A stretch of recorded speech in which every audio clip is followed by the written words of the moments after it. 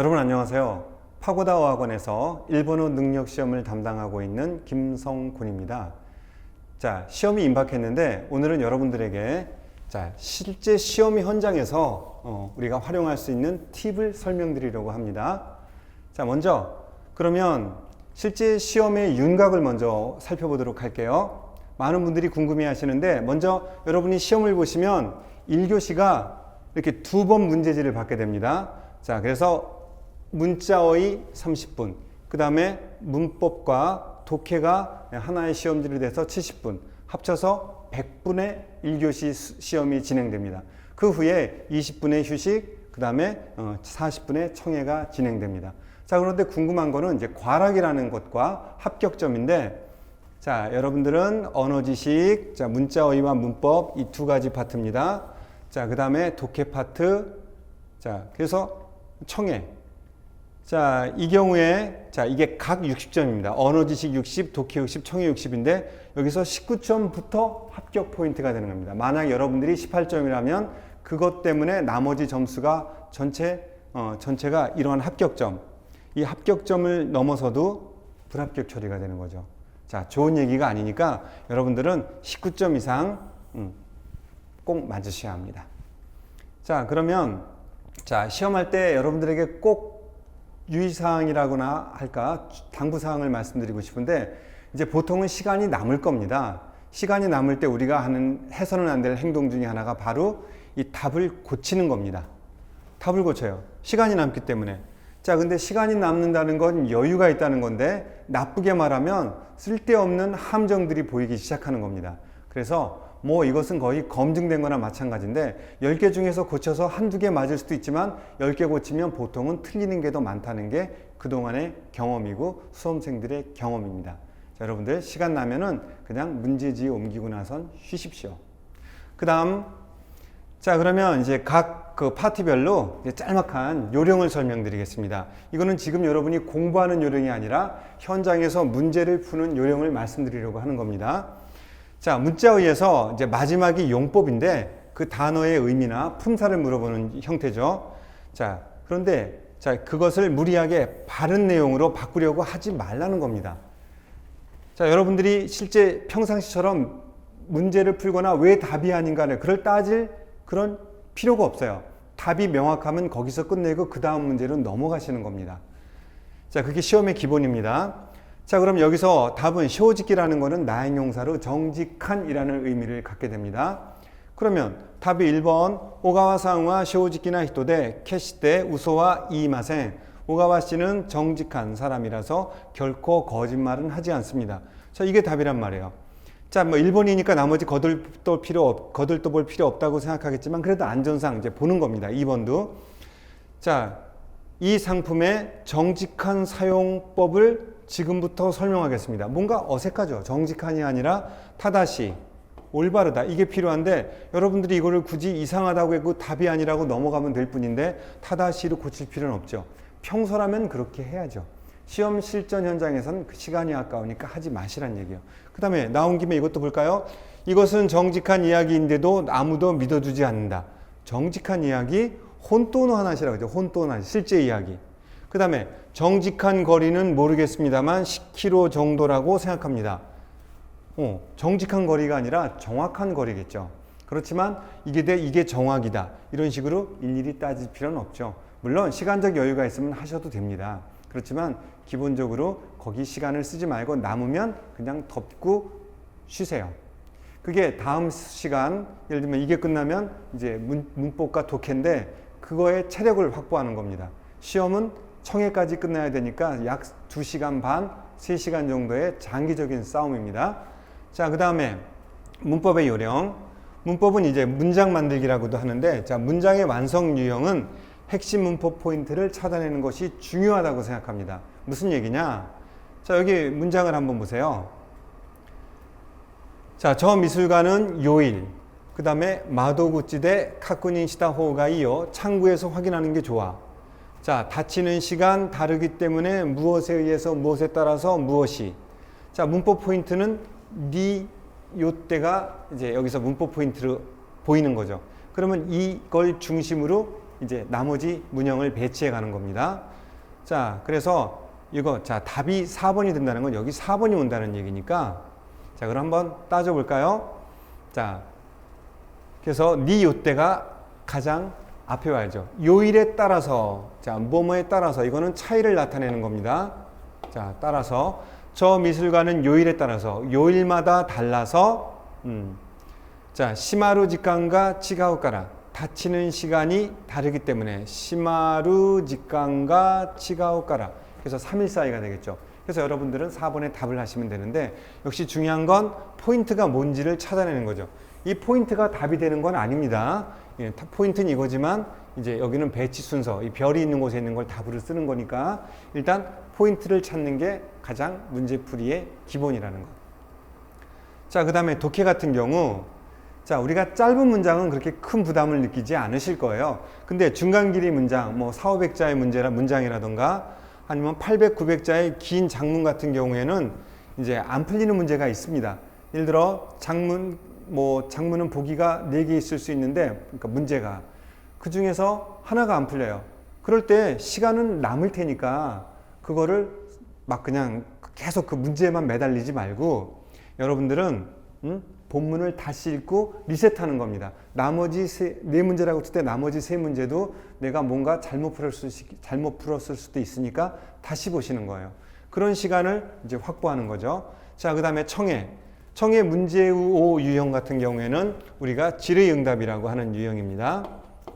자, 상대방이 질문하면 내가 어떻게 반응할 것이냐, 질의응답인데, 자, 이것은 이제 그 상대가 질의 아니면 어떤 말을 던졌을 때 그 말을 내가 되뇌이는 연습이 중요합니다.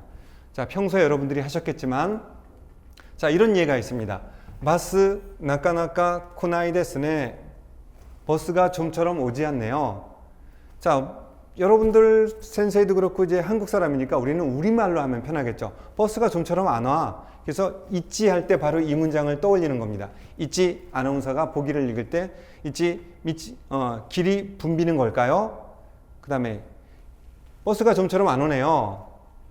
그럴 때 버스로 하길 잘했네요. 이런 내용이고, 그 다음에 이렇게 아나운서가 얘기할 때 버스가 좀처럼 안 오네요. 꽤 일찍 왔네요. 꽤 이른 것 같네요. 라는 거니까 여기서 그런 식으로 한다면 나머지 이런 보기들에 헷갈리지 않겠죠. 자, 그래서 그렇게 하면 내가 아는데 실수하는 걸 막을 수 있습니다. 몰라서 틀리는 거야 억울할 필요 없지만 알아서 아는데도 보기를 듣다가 내가 헷갈려서 이거를 잊어버려서 틀리는 건 너무 억울하죠.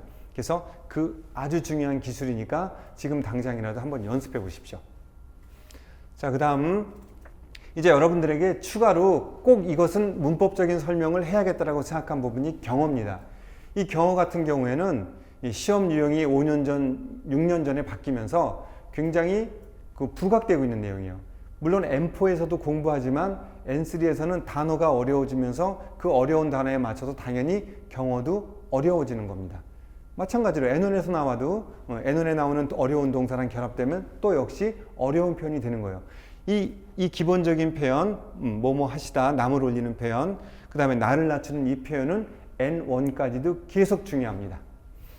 자, 그래서 이제 존경일 때는 동사의 마스형이, 겸손일 때도 마스형이 등장하는데 니나루 스루예요. 여기서 하나 추가하자면 이제 한자어 있지 않습니까? 소개라든가 안내라든가 뭐 질문이라든가 이런 경우에는 동작성 명사인데 동작성 한자어라고 할 수 있죠. 자, 그런 것도 니나를 붙일 수 있어요. 어떻게? 고 한자어 니나루 이런 식으로. 자, 그 다음에 겸손도 마찬가지. 고 한자어 스루로 바꿀 수 있습니다. 네, 그러면 자, 여기 있는 내용 가지고 한번 단어들 가지고 연습을 해보겠습니다. 자, 존경은 남을 올리는 표현이니까 오카키 니 나루. 자, 오카키 니 나루.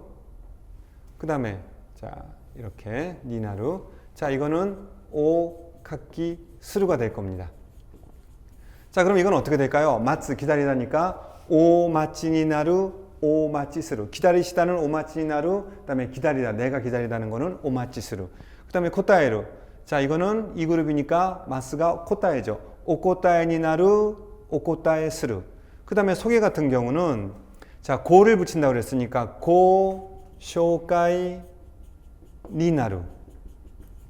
자, 고 쇼가이 니나루. 자, 그 다음에 이거는 고 쇼가이 스루가 되죠. 자, 그러면 안내도 자, 안내하시다 그러면 고 안나이 니나루. 그 다음에 내가 안내하는 거면 고 안나이 스루. 자, 그리고 또 하나 중요한 게 있습니다. 자, 이거는 이제 문법 문제이면서 청해에 관련된 거기도 한데, 자, 이 동자, 이 모라우하고 이따다꾸에 대해서 여러분에게 좀 추가 설명을 하고 싶습니다. 특히 청해에서 우리가 실수하기 쉬운데, 자, 이 동작의 주체가 누군지를 명확히 해야지 우리가 함정에 빠지지 않습니다. 자, 시대 모라우 할 때, 이 시대요, 시대. 그냥 일반 동사에 태할 때는, 자, 이것은 상대의 동작입니다. 나의 동작이 아닙니다. 자, 일단 모라우라는 건 내가 받고 이따다구도 내가 받는 거지만 어떤 동작을 하는 이 스루란 동작을 하는 건 상대방이죠. 예를 들면 오시에 때 모라우가 있을 때 상대가 오시에로 가르치고 나는 그걸 받는 겁니다. 결과적으로는 내가 그 사람에게 배움을 받는 거지만 정확히 말하자면 그 사람이 가르쳐 주는 거죠. 그래서 여러분들은 상대의 동작이라고 아시면 됩니다. 자, 그런데 이 설명을 왜 하느냐? 바로 이 표현 때문에 그러죠. 사세때가 등장합니다. 사세때 모라우나 사세때 이타다쿠 같은 경우에는 나의 동작이란 말이에요. 그래서 이것은 좀 어려운 말로 하면 화자, 말하는 사람의 동작이에요. 그래서 예를 들어 카에리마스가 있다고 치면 카에르를 세때로 붙여서 카에라 세때 이타다키마스. 그러면 먼저 돌아가겠습니다 라는 이렇게 좀 과장된 겸손인데 실제로는 참 많이 쓰이죠. 자, 그리고 여기 이따다구에도 미리 밑줄을 쳐놨는데 이건 겸손입니다. 모라우의 겸손. 그래서 특히 청해에서는 이 표현들이 많이 나옵니다. 그래서 예를 들어 상대에게 가르쳐 달라고 할 때는 가르쳐 받을 수 있겠습니까 할 때 오시에 때 이타다케마스까 오시에 때 이타다케마센까 라는 표현으로 많이 등장하고, 그 다음에 조금 전에도 카에라스 때 이타다키마스 얘기했지만 내가 돌아간다 할 때는 오사키니 카에라스 때 이타다키마스라는 표현을 쓰고, 그 다음에 제가 설명할 게 한다면 세츠메 사세 때 이타다키마스라는 식으로 씁니다. 그래서 여러분들이 특히 이것 중에서도 상대의 동작 중에서도 이 부분, 그 다음에 화자의 동작일 때 이 부분을 많이 신경 쓰셔서 지금 확실히 기억해 주셨으면 좋겠습니다. 자, 이상으로 오늘 여러분들에게 그 직전 대책으로 이제 설명한 것들이 있는데, 자, 이런 팁 말고 지금 당장 여러분들이 해야 될 일들은 바로 이러한 일들이죠.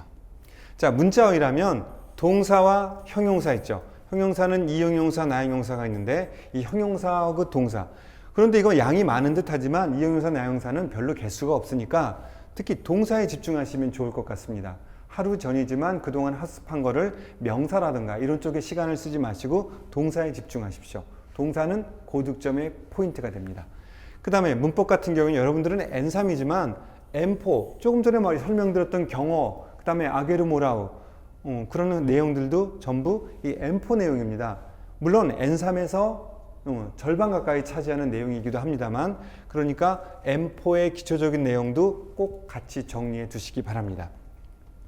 그 다음에 독해 같은 경우에는 이제 그 문제를 많이 풀어보여 그런 시간적 여유도 없거니와 하루 전날에 크게 효과가 나타나는 것도 아니기 때문에 일단 자신감을 얻고 현장에서 당황하지 않기 위해서 단문이 몇 개 나온다, 중문이 몇 개 나온다, 긴 문장이 하나 나온다, 그리고 긴 문장 뒤에는 정보 검색 유형이 있다, 이런 식으로 한번 유형을 머릿속에 정리하는 그 정도면 충분하다고 생각합니다.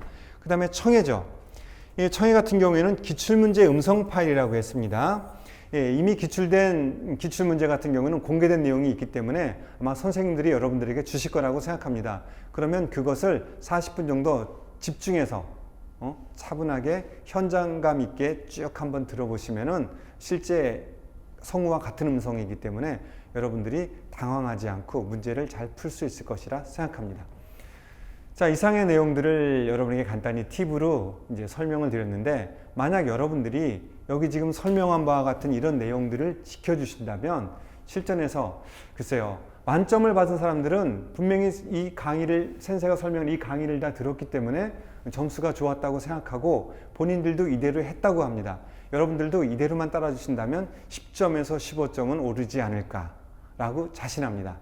여러분 그동안에 수고 많으셨는데 남은 시간 아주 사소한 거지만 이 팁을 잘 활용해서 점수를 쭉 올리고 그 다음에 반드시 합격하시기 바랍니다.